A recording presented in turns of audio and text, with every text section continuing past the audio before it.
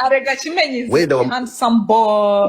Ariko Chimenyi is a handsome boy. Every woman no, can listen to like me. By the way, she's not ex. She's your lover. Rio.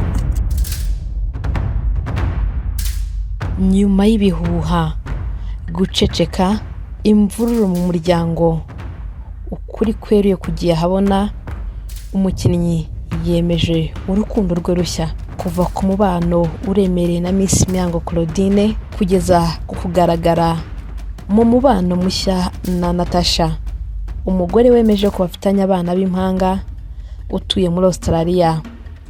Ni icyemezo gitunguranye kije gushyira iherezo ku ibanga ry'urukundo rwa Miss Mihango n'umukinnyi Kimenyi Yves. Havuzwe byinshi, hibazwa byinshi byihishe inyuma y'ituze ryari rimaze igihe rivugwa hagati ya Kimenyi Yves na Mihango Claudine. Nta n'umwe yashakaga kugira icyo abivugaho, ariko Kimenyi ashyize akadomo ku mubano wabo. Kimenyi yahoze ari umunyezamu wa AS Kigali n'Amavubi, yemeje ku mugaragaro ko ari mu rukundo n'umugore w'impanga uba muri Australia, ndetse avuga yuko afitanye abana b'impanga. Ni amagambo yavugiye mu kiganiro live kuri TikTok cyari cyitabiriwe n'abantu benshi, aho Kimenyi Yves yari kumwe n'umugore uzwi nka Nana ndetse n'uwitwa Godfather. Iki kiganiro cyaje gusa n'igishyize iherezo ku byari bimaze igihe bivugwa mu ibanga ry'urukundo hagati ya Kimenyi ndetse na Nana. Mu buryo butunguranye, Kimenyi Yves yabashijwe niba Nana ari umwe mu bagore bakundanye mu bihe byashize. Mu gusubiza ati, icyambere ntabwo ari uwo twahoze dukundana, ahubwo ni umukunzi wa nyawe. Nyuma y'ako kanya yongeye kubazwa niba uyu mugore ari umukunzi we ubu. Undi atanga igisubizo kitasize urujijo, arasubiza ati wa nyawe. Nana nawe ntahisha uburyo afata Kimenyi Yves mu magambo yavugaga asa n'unyuzamo agaseka, agaragaza amarangamutima menshi. Yavuze ko urukundo rwabo atari urw'igihe gito. Yavuze ati no mu bihe bizaza niyo twapfa tukazuka tuzakundana. Ni umugabo wa nyawe ukunditse. Yashimangirwa akunda Kimenyi ku buryo ngo ashushanya uburyo amukundamo kandi cyane. Kimenyi Nana kumbe muraziranye? Long time ago. Oya. No kerwa ni ryari? Ni zamani muri za 2000 utarajya urumva 2010 ubwo 2000. Muziranye gute? Umusa Nana ni ex wawe? Nana reka bakwihakaniza. Ako biboro bazanye byo kugereranya abantu n'imibare ex gute kweli umuntu aba no ariko subaye iki watuje? Nana ni ex wawe? By the way, she's not ex. She's your lover. Rio. Buretse gato. Uremera ko niba uri mu rukundo na Kimenyi nkuko bivuze none nta mwamuri gukora ibigize icyaha? Nta cyaha ndimo ndakora. Urimo uragikora kuko aracyari umugabo w'umuntu mu masezerano imbere y'amategeko. Ntabwo baratandukana. Imana njyewe abantu bamforoza. Nitujya mu mategeko uri gukora ibigize ibyaha kurongora umugabo wundi mugore. Njyewe hano kuri TikTok yanjye ngendera ku ijambo rivuga ngo nkunda unshakisha azambona. Unshakisha umwete azambona. Nana niwe ngezeho. Ejo bundi wuri indege wari wagiye gusura umukunzi wawe Kimenyi kuko abyemeje ko muri mu rukundo. Ntabwo ari nsubiza uvuye mu Rwanda wari wagiye gusura umugabo wawe.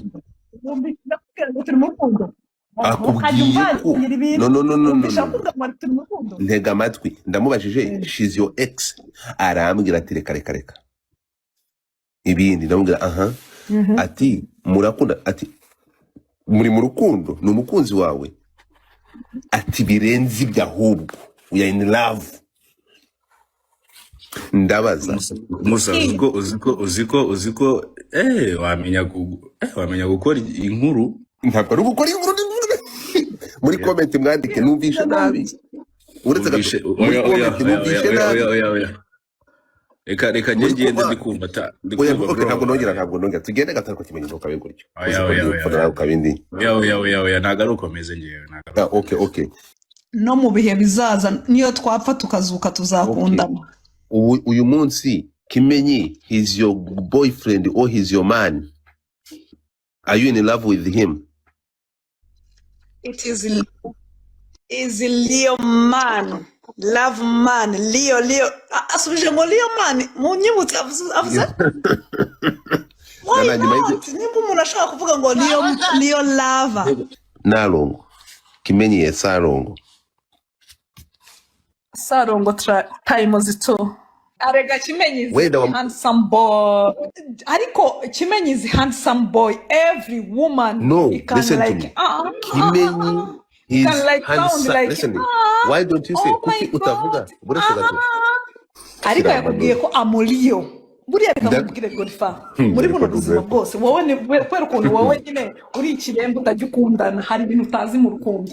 Buriya uzabane n'umugabo utagukunda ariko ubane n'umugabo ukeneye mu buzima bwe bwose. Two different things. You get me? You get me? Ushobora kubana n'umugabo ugukunda ariko utagukeneye mu buzima herezo. Hakaba hari undi muntu akunda azagukenera mu buzima herezo. So just the two different. That is the mistake girls bajya bakora. Just don't love me, just love. But I want to be important person in your life. Igihe icyo ari cyo cyose.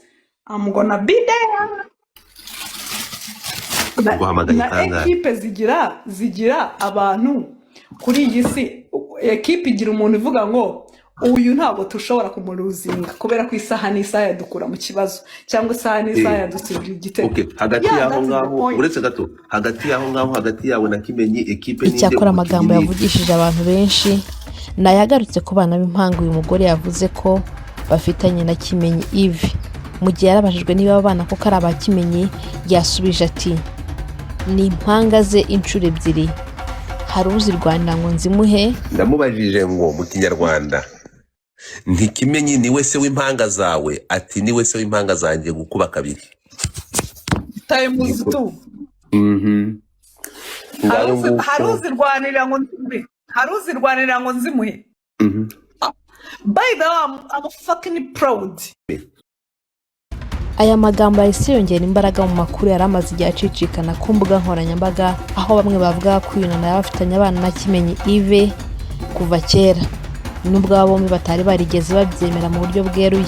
Hari amakuru kandi yigeze kuvugwa avuga ko ubwo Muyango Claudine yari atwite imfura ye na Kimenyi, nana ngo yaba yarandikiye umwe mu nshuti za Kimenyi amubwira amagambo yavugaga ko we ari kurera impanga za Kimenyi ari wenyine mu gihe undi arimo kwita ku mugore we Muyango Claudine. Kimenyi Yves atangaje ko ari mu rukundo n'umukobwa witwa Nana mu gihe mu 2019 yarushinze na Miss Muyango baje no kubyarana umwana mu 2021 ariko baza gusezerana muri Mutarama 2024.